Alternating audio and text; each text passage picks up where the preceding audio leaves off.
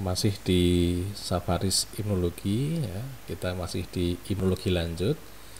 Kita sekarang akan membahas tentang eosinofil GD gamma delta TCR CD3 positif ya. Jadi nanti apa yang dimaksud dengan eosinofil gamma delta TCR CD3 positif ya. Nanti yang kita bahas adalah yang pertama, apakah TCR atau T cell reseptor itu diekspresikan oleh sel eosinofil ya. Kemudian apakah sel eosinofil itu juga mengekspresikan CD3 ya, seperti yang pembahasan waktu kita membahas tentang sel neutrofil TCR positif dulu ya. Kemudian juga sifat ekspresi dari TCR CD3 dari sel eosinofil itu seperti apa gitu ya. Kemudian apa yang mendorong terjadinya ekspresi TCR CD3 pada sel eosinofil dan apa dampaknya gitu ya. Dan nanti yang terakhir adalah fungsi dari sel eosinofil gamma delta TCR CD3 positif ya. Nah, ini kita mulai saja ya dengan pewarnaan atau dengan teknik imunositokimia, dengan teknik flow cytometry ya, dengan teknik untuk melihat mRNA-nya ya. Ternyata sel eosinofil itu bisa ada sebagian sel eosinofil ya yang mengekspresikan TCR gamma delta ya.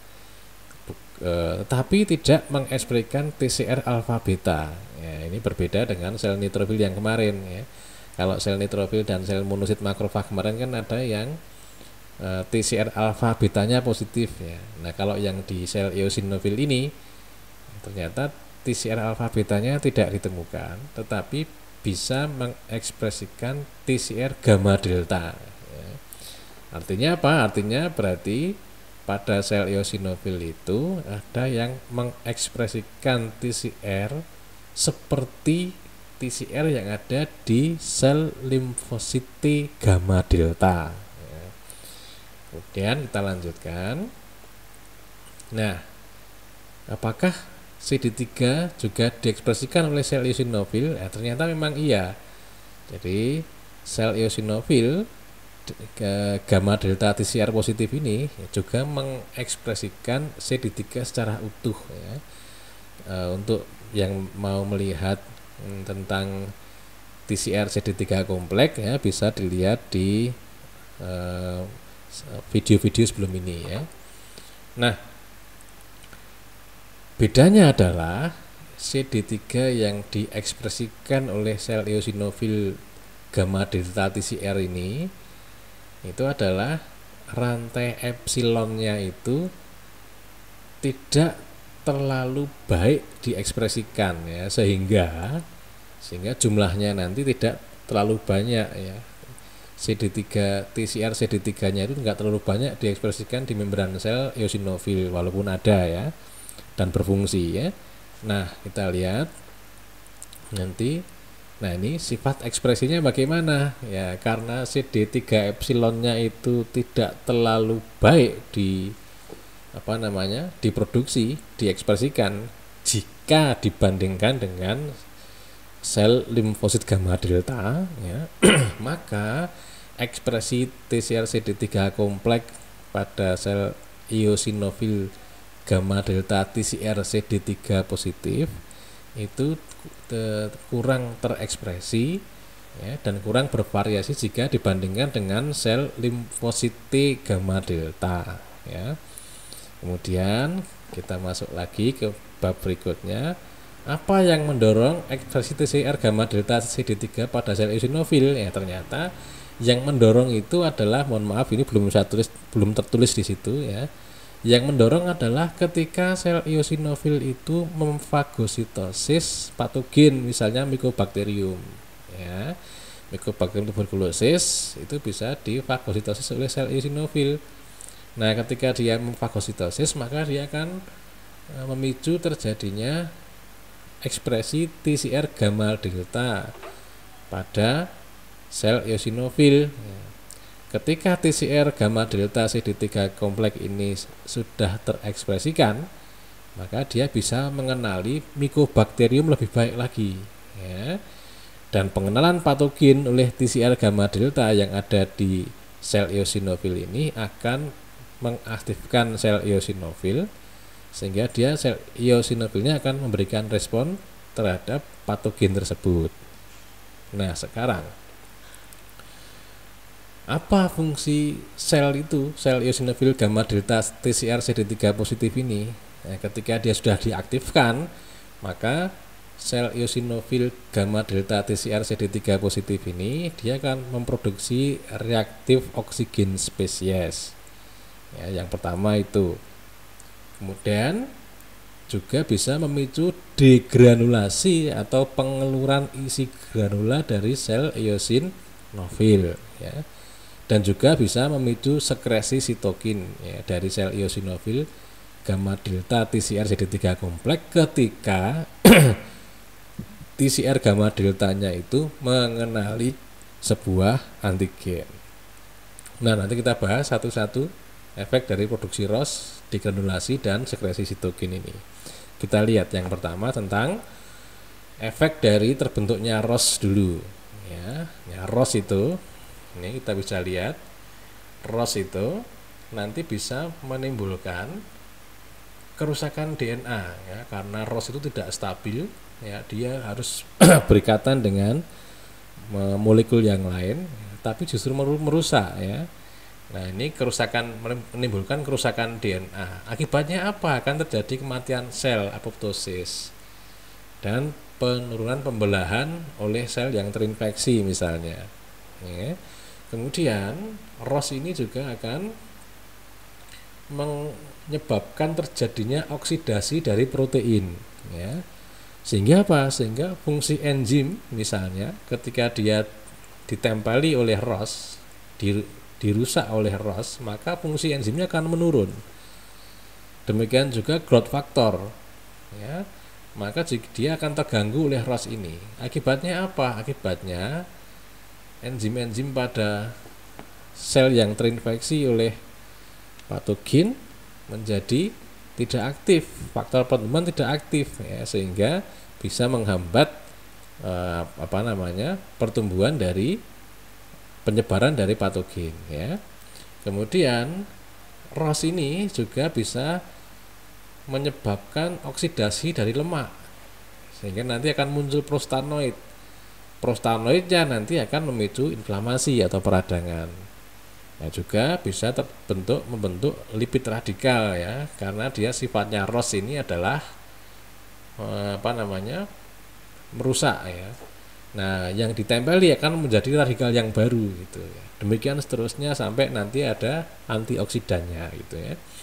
Nah, juga ROS ini nanti dia akan mengganggu signaling atau memicu signaling. Ya, nanti bisa terjadi aktivasi dari faktor transkripsi. Misalnya apa? Misalnya yang dulu pernah kami sebutkan bahwa ROS itu nanti dia akan merusak inhibitory kappa B, ya. Sehingga apa? Kalau dia rusak, maka nuklear faktor kappa B atau NF-kB-nya terlepas. Sehingga dia NF-kB-nya akan masuk ke dalam inti sel, translokasi. Nanti akan menyebabkan terjadinya transkripsi dari berbagai gen yang dibutuhkan untuk melawan patogen, gitu, ya. Nah, juga bersifat mengganggu signaling dari nitrik oksid dan dia bersifat neurotoksik. Itu efek ROS, ya. Nah, bagaimana dengan degranulasi eosinofil, ya. Sebelumnya begini, ya, sel eosinofil itu dia bisa melepaskan isi selnya itu melalui 3 cara, ya. Dengan degranulasi, dengan eosinofil extracellular traps, dan dengan cara sitolisis. Nah, kalau sitolisis itu selnya pecah, jadi pecah, membran selnya pecah, ya, sel eosinofilnya mati, jadi sitolisis pecah. Kalau dia selnya pecah, membran selnya itu pecah, ya, tidak utuh, maka semua isi sel itu bisa dikeluarkan ke jaringan sekitar. Nah, itu sitolisis. Nah, kalau eosinofil extracellular trap itu nanti akan terjadi pelepasan DNA mitokondria disertai dengan jaring-jaring retikuler. Plus nanti ada degranulasi juga. Nah, kalau yang degranulasi biasa ya itu ada dua, piecemeal degranulasi dan ada eksositosis. Nah, aktivasi dari sel eosinofil gamma delta TCR CD3 positif ini ya, artinya ketika TCR gamma deltanya itu mengenali patogen, maka yang terjadi adalah yang ini, degranulasi piecemeal ini. Jadi dia akan melepaskan isi granulanya tapi tidak berlebihan. Ya, kalau eksositosis ini lebih banyak daripada piecemeal. Ya. Apa yang dikeluarkan ya enzim-enzim yang ada di granula. Contohnya apa? Contohnya bisa dilihat lagi di video tentang bab sel eosinofil. Cuma ini saya contohkan saja. Yang dilepaskan itu adalah eosinofil peroksidase ya. Nah, efek dari eosinofil peroksidase itu dia akan melisiskan atau merusak patogen baik dengan adanya hidrogen peroksida H2O2, baik dengan adanya ROS ya, ataupun tidak dengan adanya ROS ya. Ini berbeda dengan MPO ya, yang dihasilkan oleh sel nitrofil ya. Kalau MPO yang dari sel nitrofil itu dia membutuhkan bantuan H2O2 ya. Tapi kalau EPO eosinofil peroksidase ini maka dia tidak membutuhkan bantuan H2O2.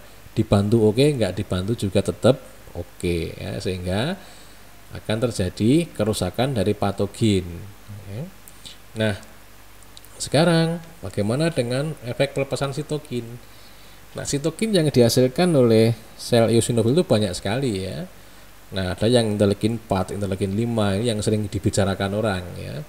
Cuma dalam kasus TCR gamma delta CD3 positif ini, sel eosinofil TCR gamma delta CD3 positif ini, maka ketika TCR gamma deltanya teraktifkan atau mengenali antigen, maka si eosinofil ini akan melepaskan sitokin yaitu interferon gamma dan tumor necrosing faktor alfa. Jadi nanti cenderung menimbulkan respon imun tipe 1 ya.